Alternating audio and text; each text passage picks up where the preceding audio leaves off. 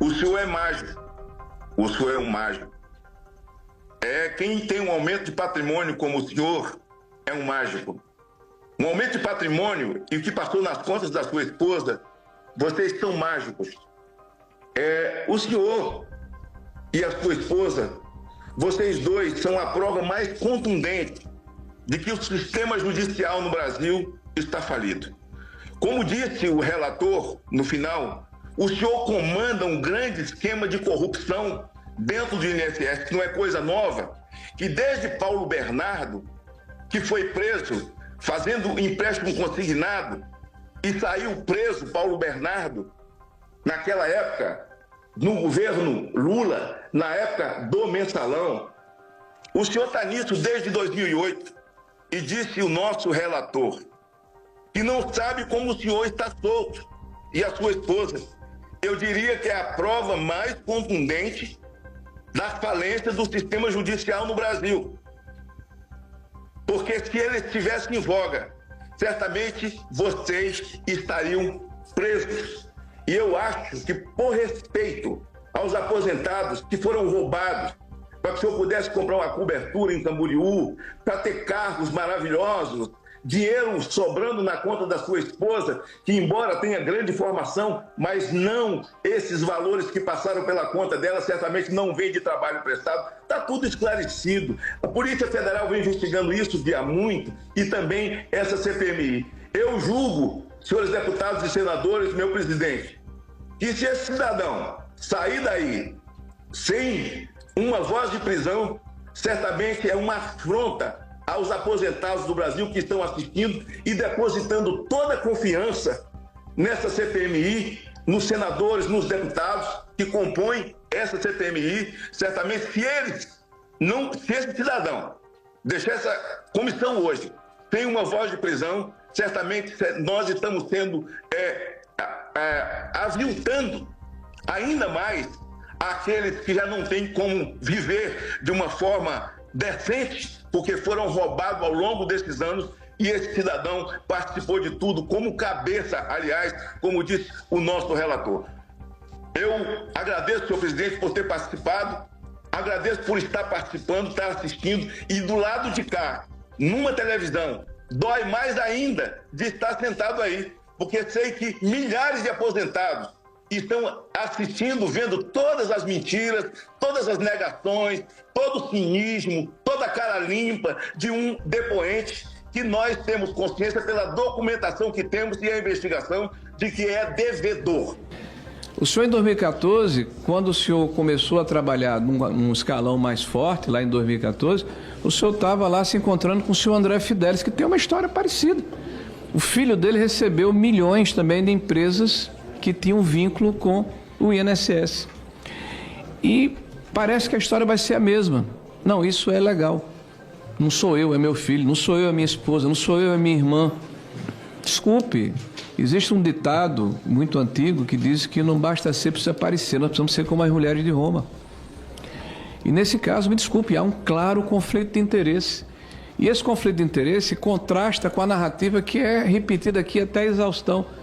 Se você tem um número de consignados, de de descontos associativos, que chega no final de 2022, mesmo um crescimento menor do que o início de 2019, e você tem um crescimento geométrico, que chega quase 4 vezes mais do que existia, e aqueles que tinham autoridade e responsabilidade não se aperceberam, precisaram ser provocados pela imprensa, e provocados pela imprensa, continuaram a se manter incólume, sem nenhuma ação efetiva, litigando no Tribunal de Contas da União, não tomando medidas efetivas, permitindo soluções intermediárias que driblavam a biometria, driblavam a necessidade de se fazer validação.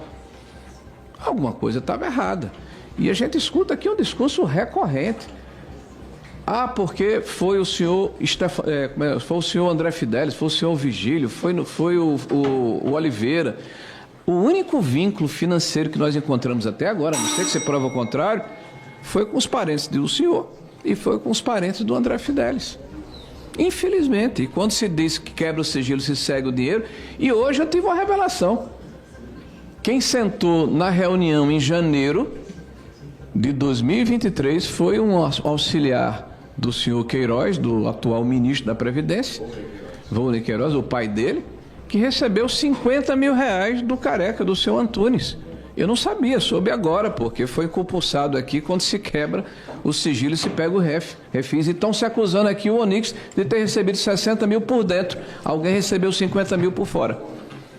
Bom, em algum momento, quando chegar aqui o próximo depoimento, vai falar a respeito. No mais, não faço pré-julgamento. Todo mundo tem a presunção da inocência. Eu apenas estou comentando que é muito fora da tipicidade do que está acontecendo aqui com o senhor. E eu lamento, porque o senhor é muito bem referenciado pelos seus colegas. Eu confesso que, estando aqui no hospital, acompanhando a CPMI, só não acompanhei no dia em que eu fui para a sala de cirurgia e aí fiquei desacordado por muito tempo, mas vendo de longe a CPMI e me sentindo na obrigação de participar. Em função de saber da dor, do sofrimento daqueles que estão assistindo, dos aposentados e pensionistas do Brasil, e que pagam um preço para que outros vivam uma vida nababesca, como é o caso desse casal. Assisti parte do depoimento da sua esposa e, quem sabe, ler comportamento. A esposa estava completamente desconfortável, como alguém que está na chuva, sem um guarda-chuva, porque tudo foi descoberto. Eu agradeço a Deus, senhor presidente, senhores deputados, senadores, senhores aposentados que estão nos acompanhando, porque há 2 anos atrás eu achava que a nossa gloriosa Polícia Federal tinha toda se transformado numa Gestapo, mas não. A Polícia Federal de bem, ela ainda está presente. A amostra maior é essa investigação. Em segundo lugar, esse relator, que depois da fala do relator, depois dos quadros mostrados, dos organogramas, e fica muito claro de que todo depoente, embora tenha bons advogados, com boas estratégias, não quebra o raciocínio do nosso relator, embora se peça 10 minutos, mas não quebra o raciocínio de uma investigação muito bem feita. Então, nós temos a investigação em curso, mas nós temos também já provas cabais, contundentes, com a Polícia Federal. Veja só o vídeo que foi mostrado sobre o senhor no aeroporto com o Daniel. Aquilo ali é porque a Polícia Federal já vinha fazendo campana. E para além daquele vídeo em que expõe o senhor, e o senhor está na televisão agora, existe todo um outro acompanhamento de uma investigação que não começou ontem. O senhor está dentro disso desde 2008. O senhor conhece o careca do INSS e, aliás, ao longo de 2008 até agora, 2005, o senhor é trocado sempre de função e funções de mando e de decisão. Tudo que o senhor respondeu até agora, também a sua esposa, que não estava à vontade, é claro, que a pessoa que chega numa CPMI, ele está na desvantagem, ou seja, ele sentou aí por uma questão investigativa, e por mais que o senhor se cale, quando se cala, está dizendo que sim. Então, a sua esposa se calou, estava dizendo que sim, porque quem cala, consente. Um habeas corpus, para ficar calado, para não criar prova contra si, nada quer dizer, porque esse habeas corpus não diz que o parlamentar não tenha que perguntar. É impressionante os números passados pelas contas da sua esposa. É impressionante os números e o crescimento do patrimônio de vocês dois. O senhor a conheceu em 2017, o senhor disse. Em 2017 até 2025, veja o avanço patrimonial dos dois e as empresas que lavaram o dinheiro, sempre com o careca do INSS como pivô.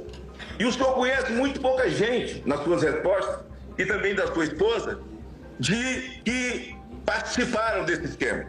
Quando o relator encerra a sua fala, parabéns a esse relator, que a mim impressiona muito. Já comandei grandes CPIs no Brasil e, como presidente, com relatores também capazes, mas esse relator, pela sua formação, um homem de investigação, um homem que comandou o GAECO por muito tempo em Alagoas e que conhece a investigação, pelo comportamento, a maneira de falar fria. Eu queria lhe fazer uma pergunta, senhor presidente. Queria perguntar a ele uma coisa só. O senhor diz que não ouviu falar desses esquemas, só ouviu falar de pouco. E o senhor está nisso desde 2008.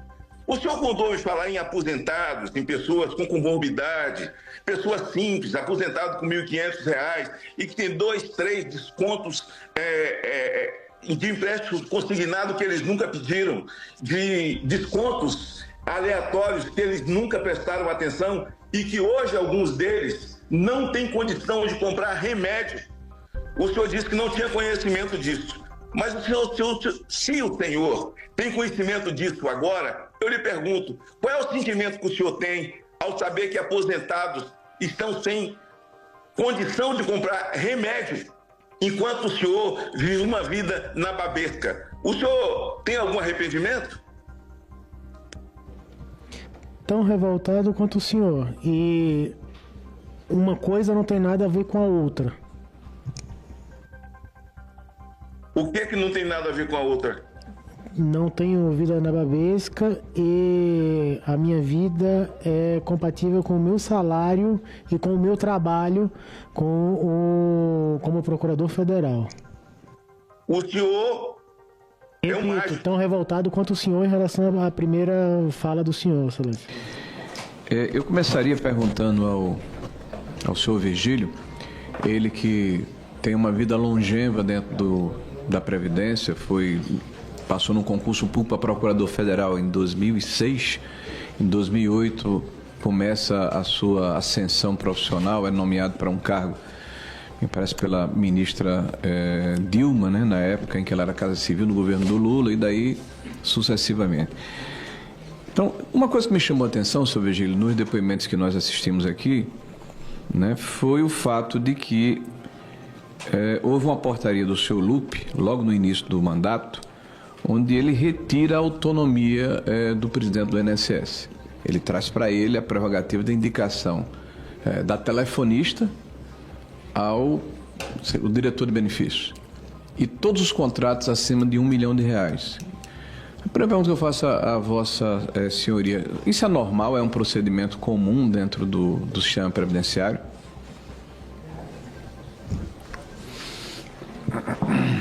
O ministro tem a prerrogativa, tanto é que o fez. Eu pergunto se é normal. Fica a cargo de cada ministro. O senhor conhece algum ministro anterior que tenha feito isso? Nesses 20 anos que o senhor tem de Previdência? Dando exemplo, na época do ministro Garibaldi, ele delegava, na época do DS3 de coordenador para baixo, era nomeado, por exemplo, pelo INSS, e DS4 para cima, que era o cargo de coordenador geral, diretor, etc., ficava no Ministério. Então isso depende muito de cada ministro. E os contratos também o Garibaldi trazia para ele, o ministro Garibaldi? Era quem comandava os contratos administrativos? Tinha o decreto de alçada, salvo engano, de 10 milhões. Esses subiam para o ministro assinar. Ok. Mas por via de decreto. Foi dito aqui, por vários deputados do governo, que até um alerta para vossa senhoria, de que o grande erro deste governo atual, do presidente Lula, é ter preservado servidores oriundos do governo anterior do presidente Bolsonaro. E ele se referiu especificamente ao senhor e ao André Fidelis. Foi dito aqui por vários deputados do governo. Inclusive hoje, aqui na sessão de hoje, né, um deputado faz essa afirmação de forma peremptória.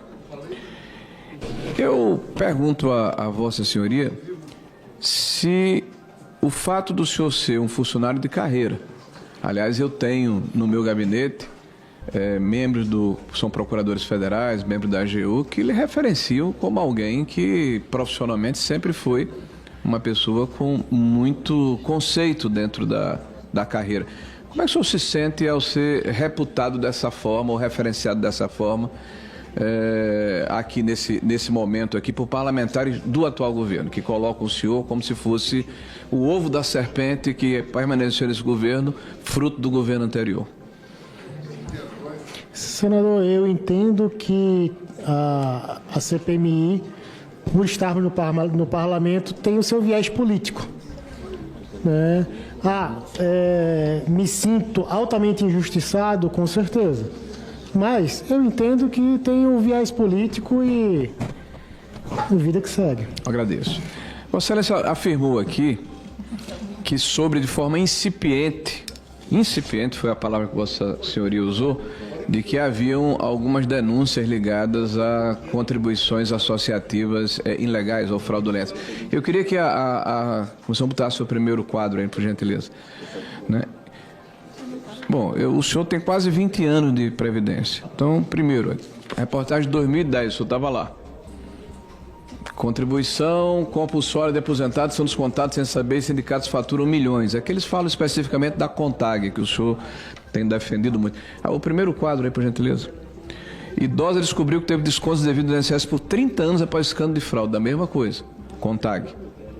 Foi associada de forma indevida. Está aqui na imprensa da época. Esse quadro, só para contextualizar o que eu vou falar, né, ele fala do número de situações de acréscimo de descontos mensais por associação. A CGU estabeleceu como teto 50 mil associações por entidade.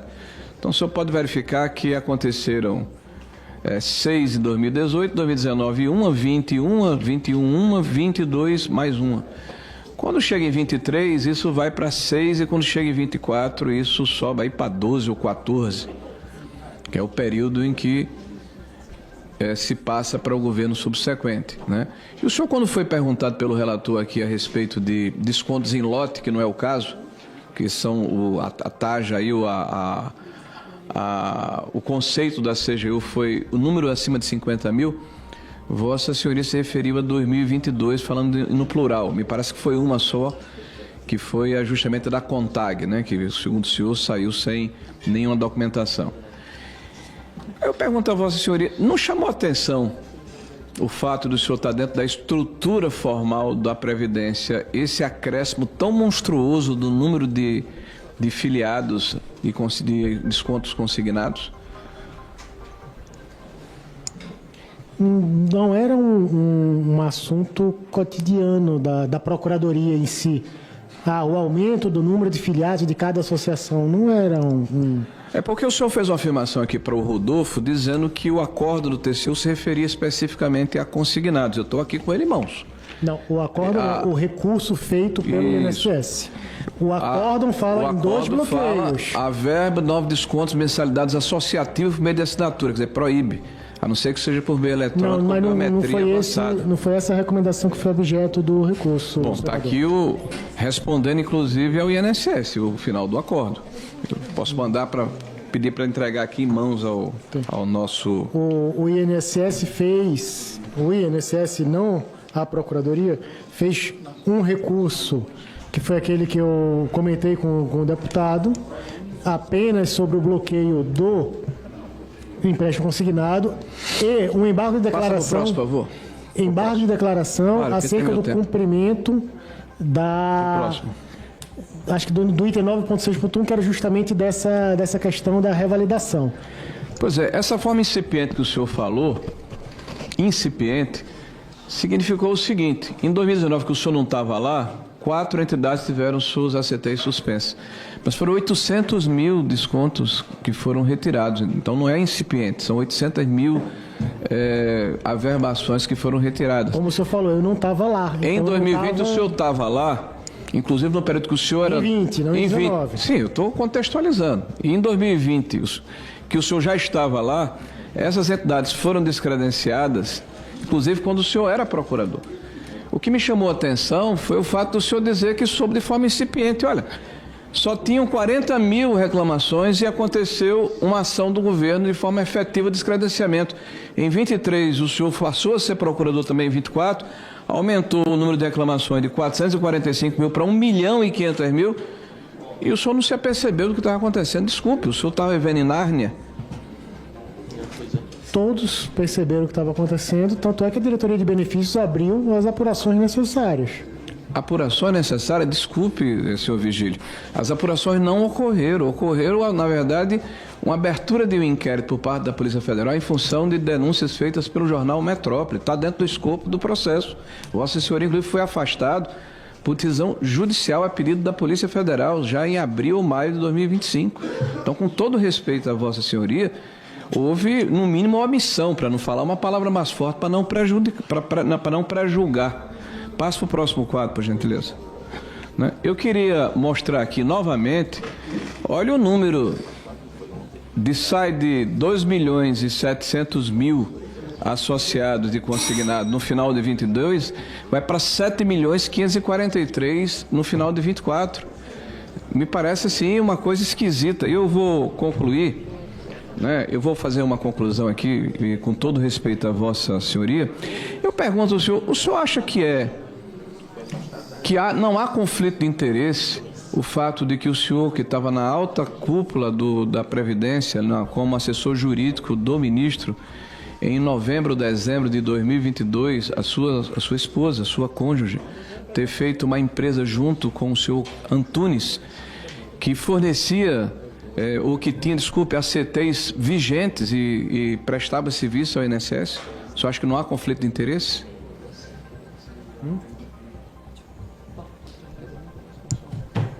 Essa informação não procede. A sua esposa fez uma empresa, constituiu com o careca do INSS no final de 22. Desconheço, nunca foi... Não foi com o careca, fez uma empresa que recebeu dinheiro... Ah, sim, que recebeu o dinheiro do careca, tem razão. A Curitiba, exatamente. Dia 1º de novembro. O senhor acha que não há conflito de interesse dela fazer esse contrato com o senhor Antunes? Fez depois o contrato.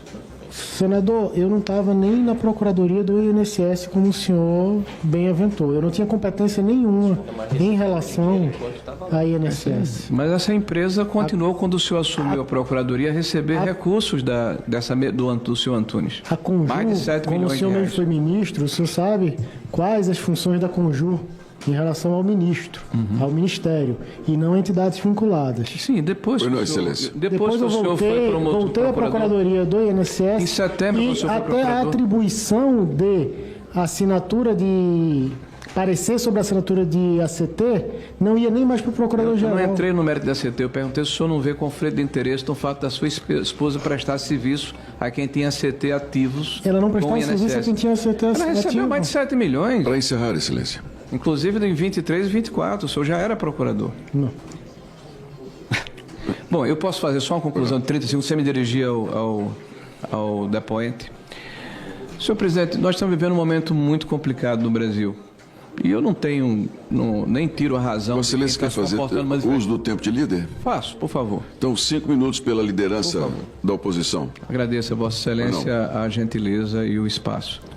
Então, vem um momento muito complicado no Brasil, porque nós estamos num momento, inclusive, que as instituições estão sendo questionadas, não apenas pela situação da prática legislativa ou de ser escorreito em função da lei, e as pessoas muitas vezes ficam buscando esse tipo de guarida.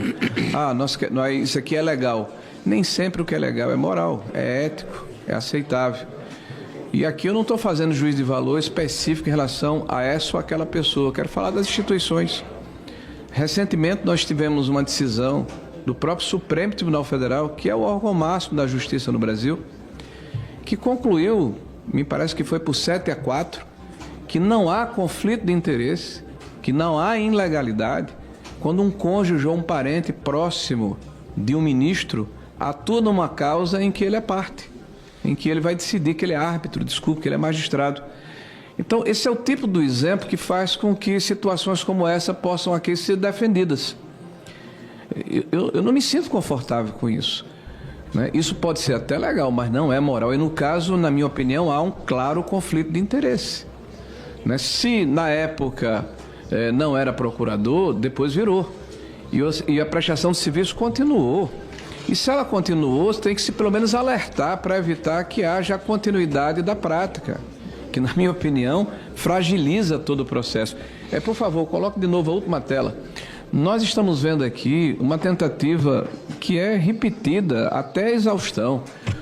Essa questão aconteceu porque, olha, lembrem-se, porque se mudou a forma como se fazia desconto associativo, só se permitia para quem tinha carta sindical. Em 2016, quem foi que mudou esse parecer? O senhor Stefanuto, justamente aquele cidadão que ele convidou depois para ser procurador na época do atual governo. E o senhor Stefanuto foi defendido aqui pelos integrantes do governo. O senhor não foi defendido, o senhor foi atacado pelos integrantes do governo. O Stefanuto não, foi defendido aqui arduamente.